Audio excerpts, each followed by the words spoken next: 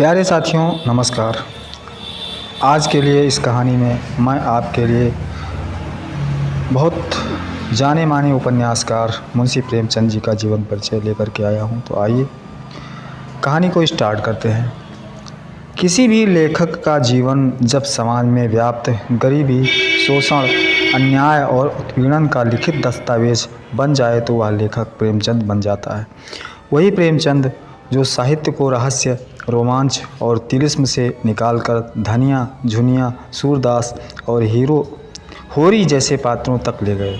प्रेमचंद होने के लिए केवल कहानी या उपन्यास की रचना कर देना काफ़ी नहीं है, बल्कि उसके लिए तो गोदान में होरी की बेबसी, कफन में घीसू और माधव जैसे पात्रों की गरीबी और उस गरीबी से जन्मी संवेदनहीनता को कागज पर ऐसे उकेरना पड़ता है कि पढ़ने वालों का कलेजा बाहर आ जाए।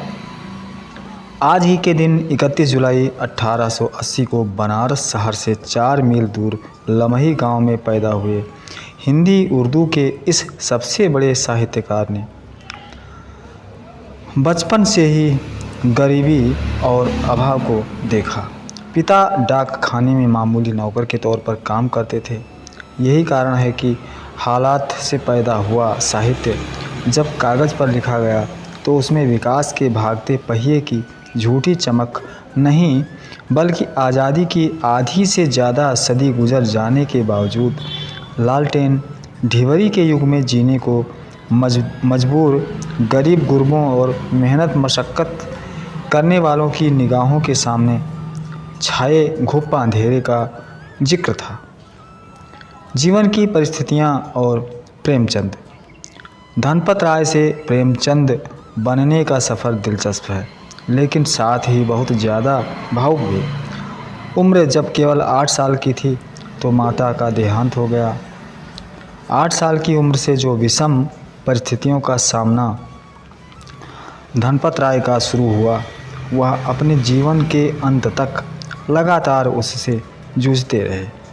माँ के देहांत के बाद उनके पिताजी ने दूसरी शादी कर ली, जिसके कारण बालक प्रेम और स्नेह को चाहते हुए भी ना पा सका। उनका जीवन गरीबी में ही पला। पहनने के लिए कपड़े ना होते थे और ना ही खाने के लिए पर्याप्त भोजन मिलता था। इन सबके अलावा घर में सौतेली माँ का व्यवहार भी हालत को खस्ता करने वाला था। पिता ने 15 साल की उम्र में ही विवाह करवा दिया। पत्नी के बारे में प्रेमचंद ने लिखा है, उम्र में वह मुझसे ज़्यादा थी।